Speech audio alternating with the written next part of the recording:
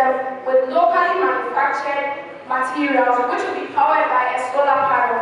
Our decommissioned boat will be anchored onto the ground to prevent movement during heavy rainstorms and winds. We will have a containment booth which will capture the waste into the mouth of the system, which is collected by the conveyor belt into the container and then sorted out by the sorting team. Why give us the 40,000? This 40,000 will help us preserve life below water, making it possible for fishermen to come back to these areas to engage in fishing activities to boost their livelihood. We will also provide quality water for farmers to engage in farming activities such as crop. Rural farmers and their families largely depend on the small income that they make from the sale of their farm produce. This makes life difficult and unbearable for them most times. Did you know that despite our best conditions for beekeeping, we import more than 600 tons of animal feed? Even though our annual potential is worth $1.5 billion as a country. Can you imagine? This influenced our decision to introduce beekeeping and agroforestry in the local communities that we work with. The jury selected the best people based on the deliverables you submitted, your reading, your paycheck, your financials. So that is very important. So this is not to discourage any one of you, it's on the other side to encourage you to keep working on different project ideas. But this event is also good for you to get in touch with other potential people. We'll put you in contact with all the different members of the jury so you can have bilateral discussions with them. They have their networks. They might be able to support you beyond the ACSE with their different networks. That is very important. The pitch event is in person because of the networking aspect.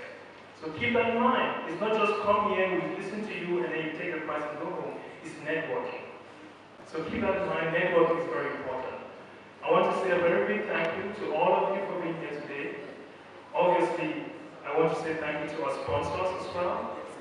IS63 in Germany and CDW Foundation in Germany. Part of that. So my name is Konstantin from Norfolk. I am the founder and the current chair of the Base for Africa, the organization based in Germany at the moment. So the ACSE is really one of our highlighted projects this year because it centers on the young Africans and on the potential they have to create their own future for themselves. At the end of the day, we selected, out of the 71 applications we received, we selected 15 applications, 15 project teams who had incredible ideas, only based on sustainability in the future. And that was really incredible to engage with the different participants, to see what they're working on, to see the difficulties they have, and to just have the mentors and experts, which we work with very closely, to provide them with the need, with the help they need, and just guide them through the whole process. So today was a good day. It was a good pitch event. We had incredible pitches. So the jury was challenged, I would say, just to say the least. So selecting the 3 best project ideas was not an easy task, but overall it was a really good event. And the ACSE is not just about Ghana, it's about Africa. So next year we want to do the ACSE in Ghana again. We want to do that in Cameroon as well. So it's really about empowering the new generation of Africans so that they themselves can shape the future they want for themselves. A future that's innovative, a future that's sustainable, a future that addresses the social and environmental challenges which Africa's continent faces. So that's all the way the ACSE is about. So the way forward is we remain in touch with the different teams that have won. We have our partner, Startup Launch, who provides consulting to young entrepreneurs. They will be guiding the different teams. We at Bees for Africa, we're going to select some of the teams to have like a long-term research project, because that's what we also do beyond the ACSE. And then we will just prepare for the next ACSE events at the end of the day. We want this to become like a movement. You know, we want every young African to know, okay, I can actually have an idea, sustainable idea, and I can push it forward. I'm Nela Adade, or Nanaya. I'm the project coordinator for Trees for Africa for the AIC. And how the event was, it was a lot of fun. It was really nice to meet the people live and in person and interact with them and see, because many of them we never saw, because there was mostly no cameras there, to connection and stuff. So it was really nice to meet the people, hear more about the projects. I think we selected 15 incredible projects, and I'm really happy to like hear more about it, to meet these people, and just to be here. I'm hoping for more projects, new projects, different ideas, or even updated ideas from here, because we just could select three teams.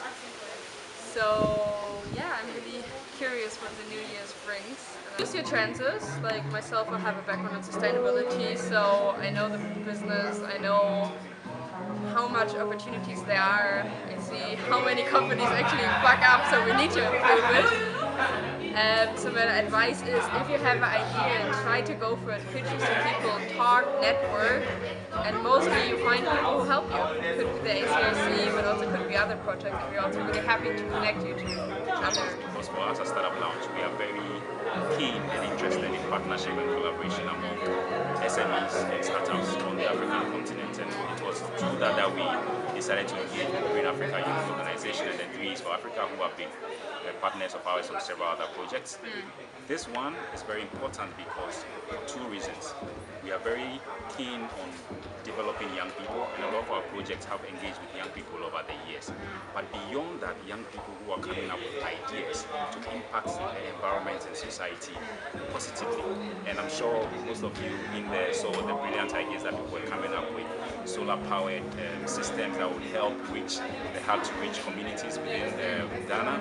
People coming up with reusable sanitary pads for young ladies who are not having the opportunity to go to school and all that. These are brilliant ideas being championed by young people. And for me, after sitting in that room and seeing all that, I'm more than proud of them and extremely excited about this whole concept and the fact that Gaio, Startup Lounge Africa, and 3 for Africa have been able to put it together. Our desire and hope is that we have a lot more partners, we have a lot more funding coming in for us in the next edition. We're able to develop this and scale it up properly, so we do not just provide funding for 3 or 4 people, but those who do not even get the prize money today can be taken through some non-financial training beyond the activity. This year's ACIC was to ensure that we publicize the event. We were in charge of monitoring and evaluation. We're also in charge of the training exercises for the participants. So basically that's our job in this year's ACIC so far. But moving forward, we'll be in charge of monitoring and evaluation of the project winners, what they want to do. We'll be in charge of monitoring it and providing feedback and reporting. I'm the head of administration at that Ventures. I'm here with you. Okay, so I'm David Djangmah, and I'm the head of production for Acaic Ventures and also the CEO for Acaic Ventures. Yeah, so basically, this is more or less like a dream come true, even though we were pressured by the other teams that came, because we saw their idea as bigger and great ideas, so we were admiring their ideas. But fortunately for us, and then with the help of our mentor, we've put in a lot of work, and then by the grace of God, plus our hard work and our dedication to whatever we have set our minds to, we've been able to come out as winners of this year's ACIC 2022 challenge. So Acaic Ventures, what we basically do is realize that currently these are going extinct, due to our bad farming practices or unsustainable farming practices.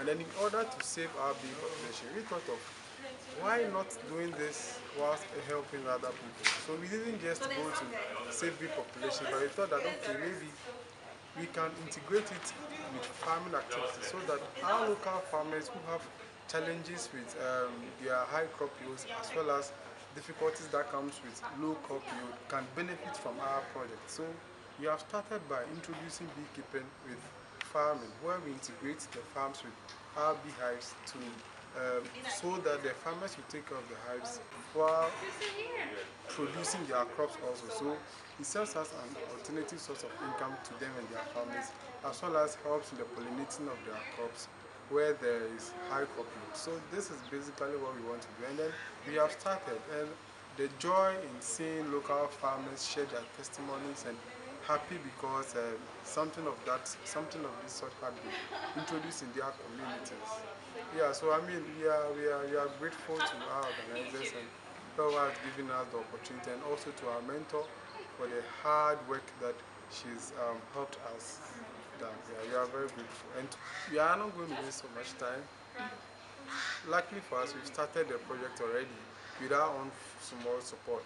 So we have more than enough farmers waiting for us to bring this initiative to their doorstep. So right away, we are going to draft a very sustainable action plan and restructure our whole business and introduce the concept to our local farmers in the eastern region and some other regions of the country, all things being equal.